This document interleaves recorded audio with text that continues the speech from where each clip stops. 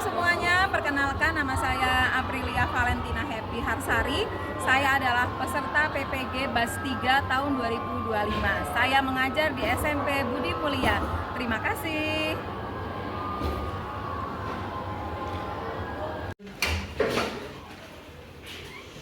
Siap, berdiri, beri salam.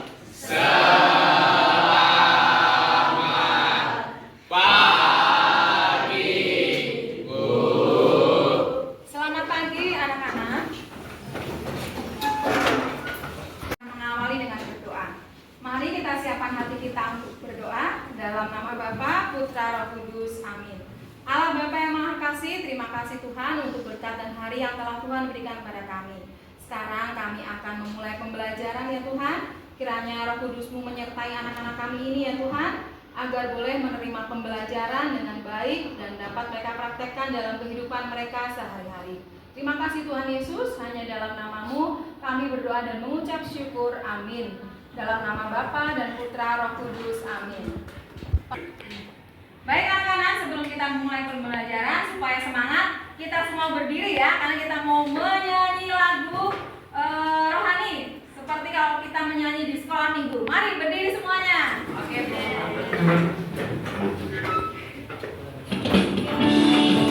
ikuti gerakannya ya.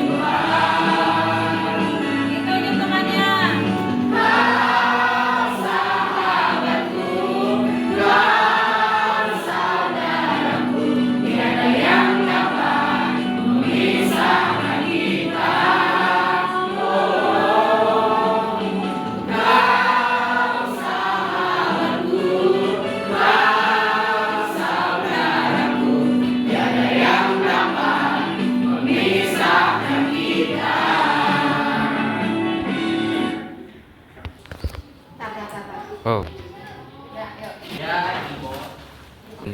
Baik anak-anak, setelah kita tadi sudah bernyanyi bersama dan bergerak ya, sekarang Ibu mau tanya untuk materi yang minggu lalu, yaitu tentang perumpamaan kerajaan Allah. Sekarang Ibu coba mau tanya dulu, kira-kira masih ingat atau tidak ya tentang materi minggu lalu? Masih ingat semuanya? Masih. Bagus sekali. Sekarang ada pertanyaan nih, siapa yang bisa jawab ya kira-kira ya? Sebutkan macam-macam perumpamaan kerajaan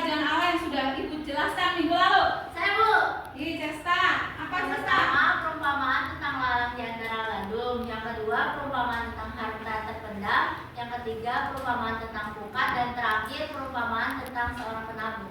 Ya, bagus sekali. Kasih tepuk tangan. Masih ada pertanyaan lain? Ibu bertanya ini. Yang lain ya, selain Cesta. Sekarang yang dari laki-laki. Tadi sudah perempuan. Perwakilan dari anak-anak yang laki-laki. Nah, bagaimana kita bisa mengerti mengenai perumpamaan tentang kerajaan Allah? Siapa yang bisa? Ya. Dengan cara memahaminya dengan baik dan membaca kitab suci. Sangat bagus sekali. Kita kasih tepuk tangan untuk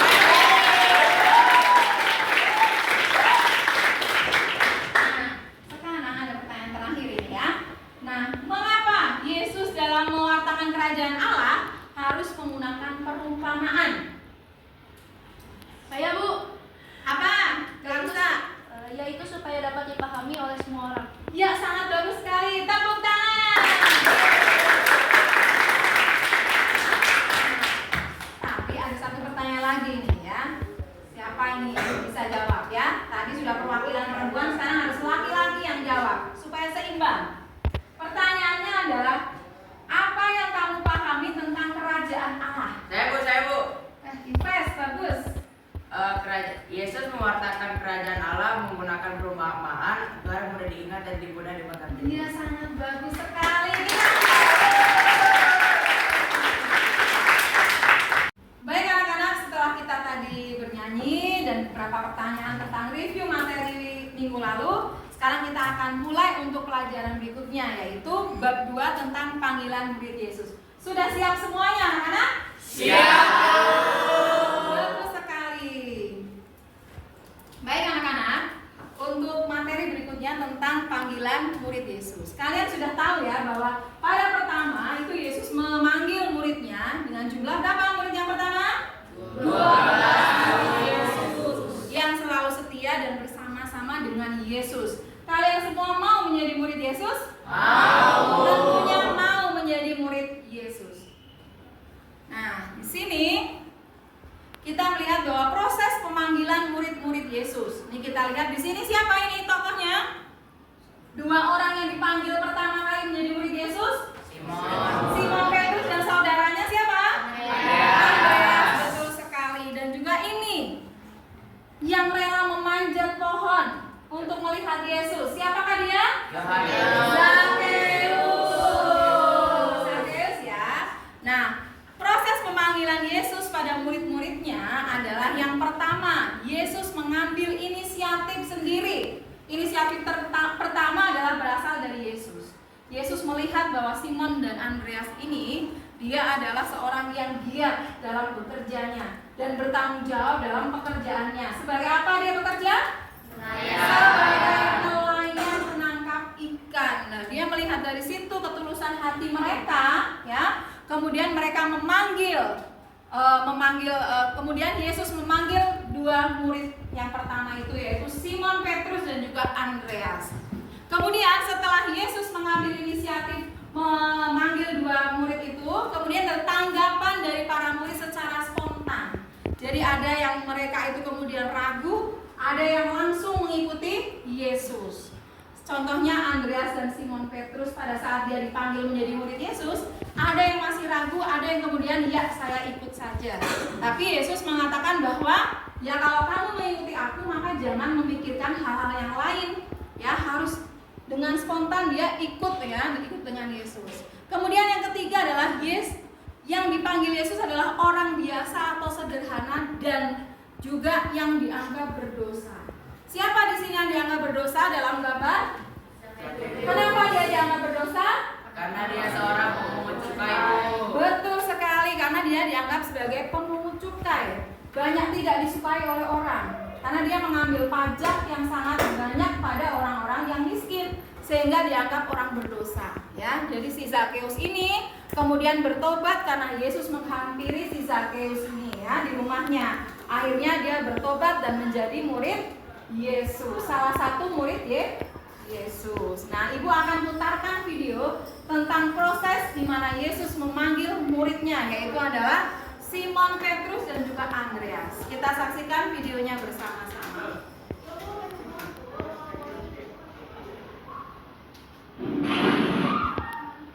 Pause saja, Bu.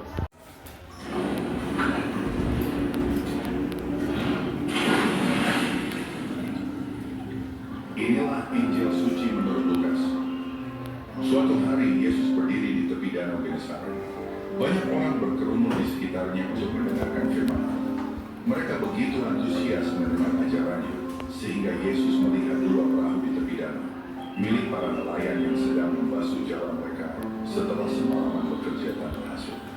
Yesus naik ke salah satu perahu milik Simon dan meminta Simon untuk mendayung sedikit menjauh dari pantai. Dari atas perahu, Yesus mengajar orang banyak.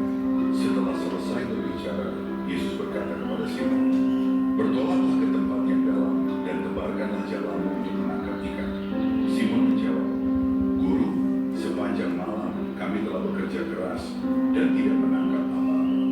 Tetapi karena Engkau yang menyuruhnya, aku akan menebarkan jala itu."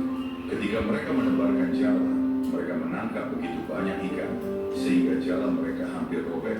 Mereka memberi isyarat kepada teman-teman di perahu lain untuk datang membantu. Perahu-perahu itu pun penuh dengan ikan hingga hampir tenggelam. Melihat hal itu, Simon Petrus tersungkur di kaki Yesus dan berkata, "Tuhan, pergilah daripadaku, karena aku ini orang berdosa." Simon merasa tidak layak berada di dekat Yesus setelah menyaksikan mukjizat itu. Yesus menjawab Simon, "Jangan takut, mulai sekarang engkau akan menjadi penjala manusia." Setelah mereka membawa perahu-perahu itu ke darat, Simon bersama Yakobus dan Yohanes, anak-anak Zebedeus, meninggalkan segala sesuatu dan mengikuti Yesus.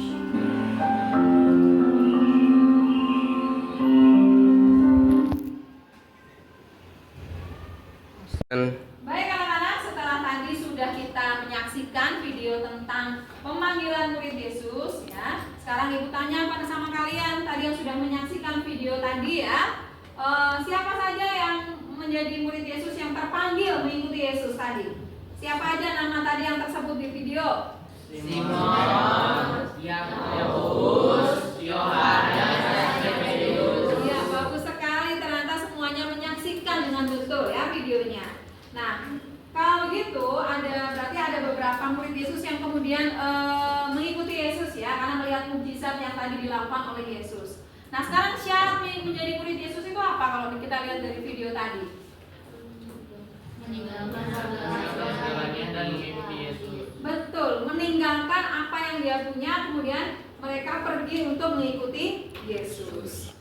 Nah, di sini kita lihat adalah setelah mereka menjadi murid Yesus, kemudian kita melihat cara hidup murid Yesus dan juga dengan Yesusnya sendiri.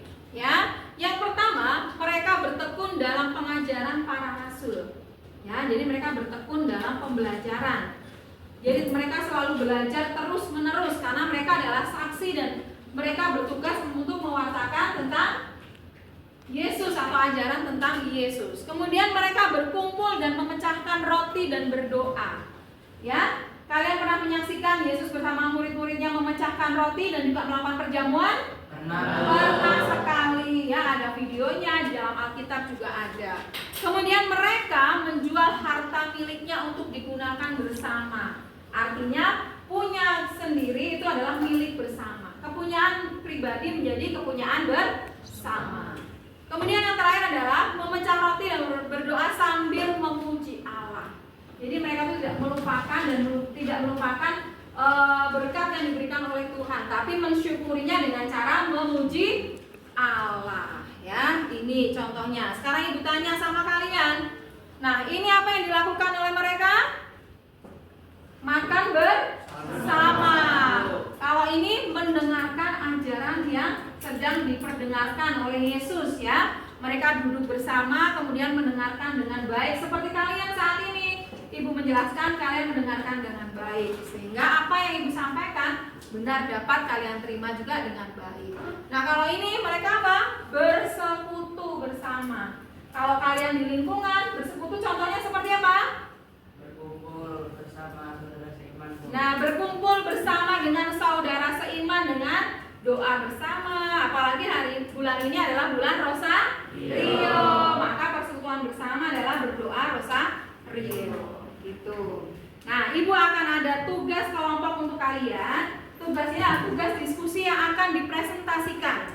Tugas ini nanti kalian ibu minta dengan kreativitas kalian bisa menggunakan HP dengan aplikasi apapun. Canva misalnya untuk membuat presentasi. Nanti setiap kelompok wajib mempresentasikan di depan kelas. Begitu? Kita lihat dulu. Nah, ini adalah diskusi kelompoknya. Boleh dicatat untuk kelompoknya. Sekretaris kelompok boleh mencatat pertanyaan ini. Ini ada 6 pertanyaan. Kenapa? Karena di sini ada 6 kelompok rata-rata. Supaya semuanya mengerjakan, maka setiap anak mengerjakan satu nomor. Supaya adil semua mengerjakan, ya. Kalian gunakan aplikasi Canva dan yang lainnya yang membuat kreatif dalam membuat presentasinya. Mengerti anak-anak? Bisa dilaksanakan dengan baik? Bisa. Baik, kalau begitu Ibu serahkan kepada kalian. Buatlah presentasi sebaik mungkin. Ibu kasih waktu 15 menit.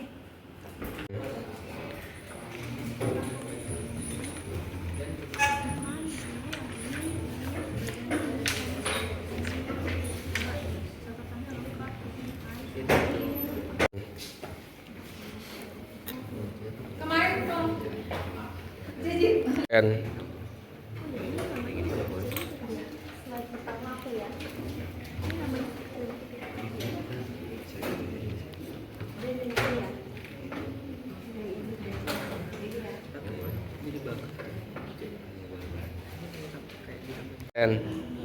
Nomor 4 ya. Aku nomor 1 ya. Aku nomor 2 ya. Aku nomor 2. Aku nomor 3. Jen. Untuk nama kelompok kita apa nih? Kita Andreas aja yuk. Ayo. Jordan, kamu udah nyampe mana? Aku udah selesai. Berarti udah siap presentasi dong kita. Siap lah. Oke, jadi di slide 1 buat cover, slide 2 untuk anggota, slide 3 Muji karena kan nomor 1, terus Felis, terus Marcel, aku, Deus, terus bareng-bareng slide terakhir terima kasih. Marcel udah siap, Bu? Udah nih. Oke. Jen. baik anak-anak, setelah Ibu lihat tadi kalian bekerja bersama kelompok, sepertinya sudah pada selesai semua ya, dan bagus-bagus semuanya ini. Nah, sekarang kita akan tampilkan presentasi masing-masing kelompok. Nanti Ibu panggil langsung, kemudian kalian maju ke depan untuk mempresentasikan hasil presentasi kalian bersama teman-temannya. Baik? Sudah siap untuk mendengarkan presentasi dari teman-teman kalian? Siap.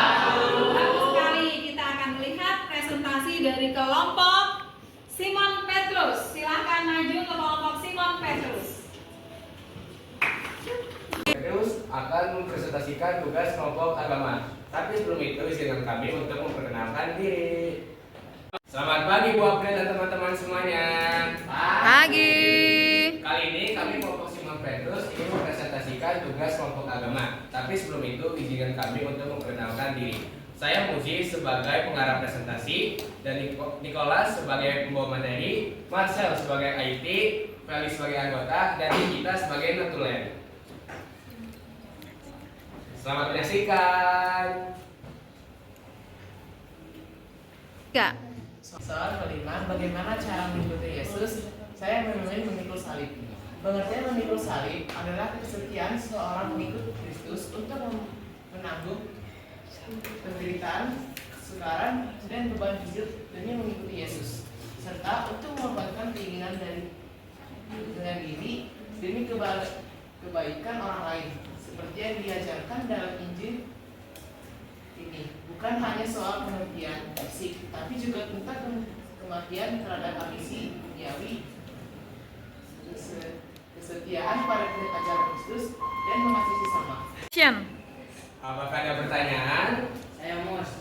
Ya, Proses Simon Petrus menjadi murid Yesus. baik, terima kasih atas pertanyaannya Ipes. Pertanyaannya akan dijawab oleh anggota yaitu Felix. Pada saat menjalankan, ia melihat mujizat dari Yesus. Presentasi yang bisa kami sampaikan, mohon maaf bila ada salah perkataan. Ada pantun nih dari kami. Ikan hiu makan tomat. Thank you so much.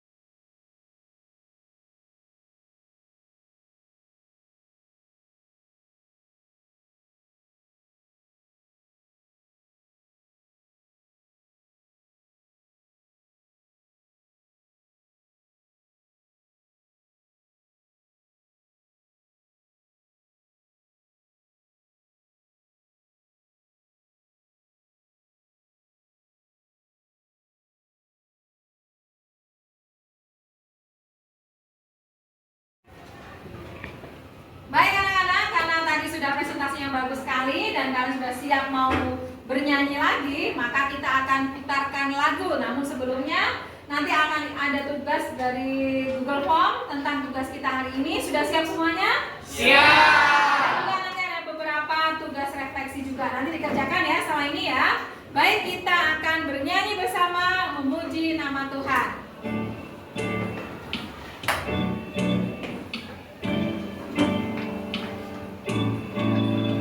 Mari adik-adik kita mau mengenal 12 murid Yesus. Kita nyanyi bersama-sama ya. Bersama-sama ya. Simon Petrus, Andreas, Yakobus, Yohanes, Filipus, Thomas, Yakobus anak Alfeus, Tadeus Simon orang Zelot, Matius Bartolomeus, Yudas Iskariot, 12 murid Yesus. Simon Petrus, Andreas, Yakobus, Yohanes, Filipus, Thomas, Yakobus anak Alfeus, Tadeus Simon orang Zelot, Matius Bartolomeus, Yudas Iskariot, 12 murid Yesus. Tadeus Simon orang Zelot, Matius Bartolomeus, Yudas Iskariot, 12 murid Yesus. 12 murid Yesus.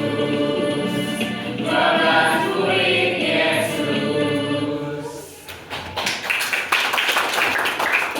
Baik anak-anak yang terkasih, setelah kita sudah bersama-sama selama 2 jam pembelajaran ini, kita akan tutup pembelajaran kita hari ini dengan berdoa.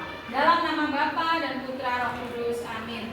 Allah Bapa yang Maha Kasih, kami mengucap syukur Tuhan untuk penyertaan-Mu pada kami dari awal hingga akhir pembelajaran hari ini ya Tuhan. Semoga apa yang sudah hamba-Mu ini sampaikan Tuhan, sungguh dapat meresap dalam hati mereka dan boleh mereka laksanakan dalam kehidupan mereka sehari-hari, dan semoga mereka menjadi murid-murid-Mu yang setia ya Tuhan, yang selalu dapat menjadi pewarta bagi sesama mereka dimanapun mereka berada. Sekarang kami akan beristirahat Tuhan, berkatilah kami agar kami boleh beristirahat dengan baik. Terima kasih Tuhan Yesus, hanya dalam nama-Mu Tuhan kami berdoa dan mengucap syukur, amin. Bapa dan Putra Roh Kudus, amin. Siap. Beri salam. Terima kasih. Sama-sama anak-anak.